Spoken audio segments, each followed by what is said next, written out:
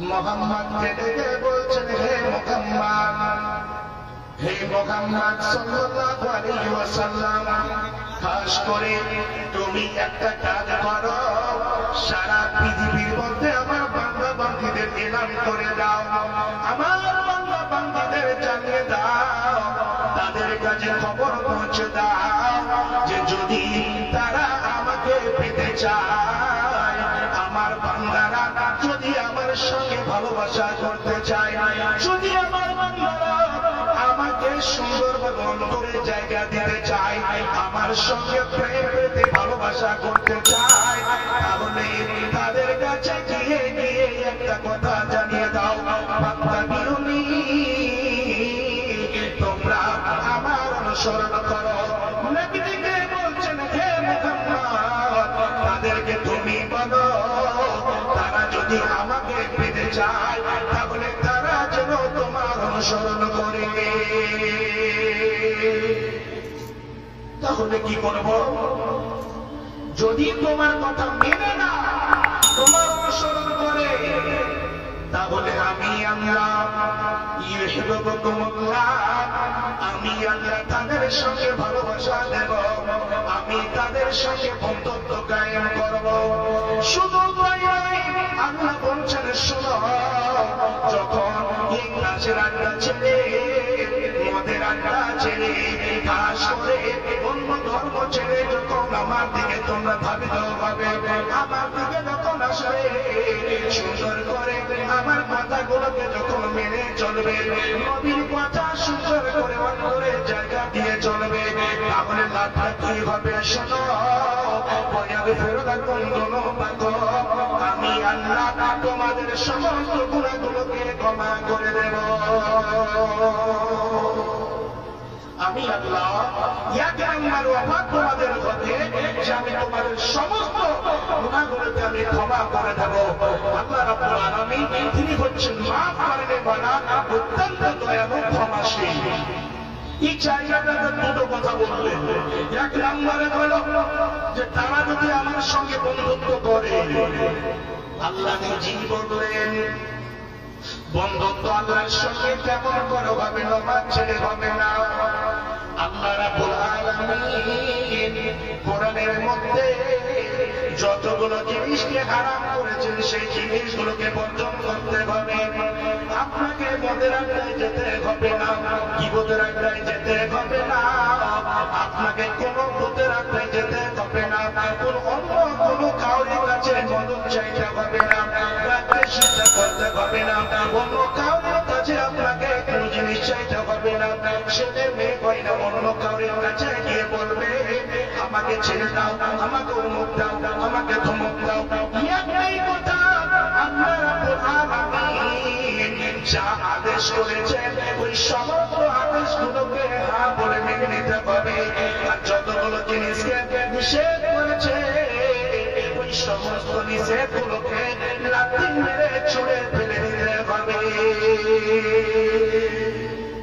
তাহলে আল্লাহকে পাওয়া যাবে। বাচ্চা নাম্বার দ্বিতীয় নম্বরে বললেন যে যাদের তারা তোমার অনুসরণ করে, এটা হচ্ছে আমাদের বিশ্বনবী নবী মুহাম্মদুর রাসূলুল্লাহ সাল্লাল্লাহু আলাইহি ওয়াসাল্লামকে বলছে। নবী কোনদিন বলেননি যে তোমরা এই যে খাস করে নবীজি যা আদেশ করেছে এবং নবীজি যা নিষেধ করেছে, এই জিনিসগুলোকে সুন্দরভাবে মাথায় রেখে মেনে নিতে হবে। এই আয়াতটাকে একটু সুন্দর করে আর যদি বুঝেন, তাহলে পরে দ্বিতীয় আয়াত।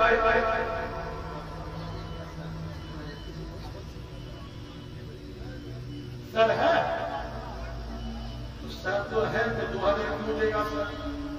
हमारे बगलवाड़ी है, लेकिन आपको नेता सिर्फ बगलवाड़ी के लोग नहीं मानते हैं, पूरे जिला के आगे को मानते हैं, पूरे जिला के आगे मानते हैं ना जी। सर বুঝতে পারছেন আমার ভাষা?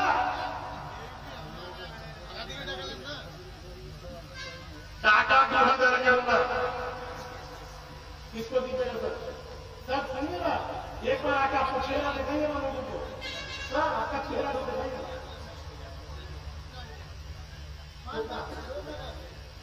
তো আপনি আগে প্রশ্ন করেছেন বাবা রে, কি বলবো তাহলে? টাকা 8,000 দিতে হবে, ওই দিন খরচ করতে কম হতো, এখন দিয়ে দিতে হতো। এখনো মনে মনে বুদ্ধি করো যে কখন দিতে হবে না, কম দিতে হবে।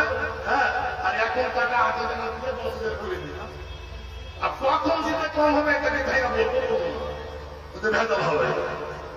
তো বলছিলাম ইনশাআল্লাহ আমার বড় ভাই জনাব মুফতি সাকিব আহমদ সাহেব উনি 5,000 টাকা দিয়েছেন, 2,000 টাকা নগদ, 3,000 টাকা ওনাকে দিয়ে দিচ্ছেন ইনশাআল্লাহ। বারাকাল্লাহ। अस्सलाम वालेकुम। एक जरूरी ऐलान कि जितने भी वॉलंटियर्स हैं, बार बार उधर से बात आ रही है इंतजामिया से कि जितने वॉलंटियर्स हैं आप लोग दूसरी जगहों में घूम रहे हैं, लेकिन आपको जो जिम्मेदारी दी गई है वो नहीं कर रहे हैं। যারা যারাকে কাম দেওয়া হয়েছে তোমরা নিজের নিজের কাম করো, এদিক ওদিক ঘুরে ঘুরে বেড়েছো তোমরা, যেটা যেটা তোমাকে কাম দিয়েছে ওটা করো। মেলাইছানাকে ওদিকে দিয়েছে সাইকেল স্ট্যান্ডে, ওখানে মোটরসাইকেল গেলা কেনা খাড়িয়ে আছে, ওখানে 4 হুইলার গেলা কেনা খাড়িয়ে আছে, ওদিকে মেয়া লোকের পেন্ডালে কেউ নেই। এরকম ঘুরে হবে, সবাই নিজের নিজের কাম করো। বলছিলাম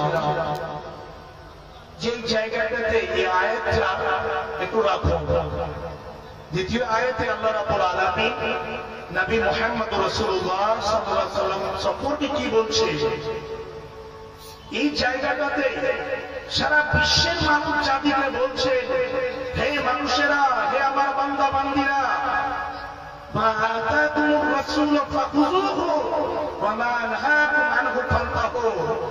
যে রাসূল যে জিনিস দেবে, যেগুলো কথা আদেশ করবে, যা তোমাদেরকে দেবে, চাই দেবে, তোমরা সুন্দরভাবে তাকে গ্রহণ করে নাও, তোমরা নিয়ে নাও, এবং যা জিনিস থেকে বাধা দেবে তোমরা ওই সমস্ত জিনিস থেকে দূরে সরে যাও। বাচ্চারা আমার, আজকে সমাজে যে ক্যান্সার চলছে, সমাজে কিসের ক্যান্সার চলছে? শিক্ষিত অশিক্ষিত আল্লাহ জানে, যে আবার 10 বার করে 1000 উমরা করে এসেছে, 6টা ছেলের বিবাহ দিল, 6টা ছেলের বিবাহতে লাখ গাড়ি বসিয়ে বাড়িতে নিয়ে আসলো। এটা কি নবীজি বলেছেন? এটা কি আল্লাহ বলেছেন? এই জায়গাটাতে খুবই বড় ক্যান্সার আজকে সমাজে, যে এই সমাজে দাহেজের জন্য আর বিয়ে হচ্ছে না, গরিবের বাড়িতে বিয়ে হয় না, আজকে সুন্দরী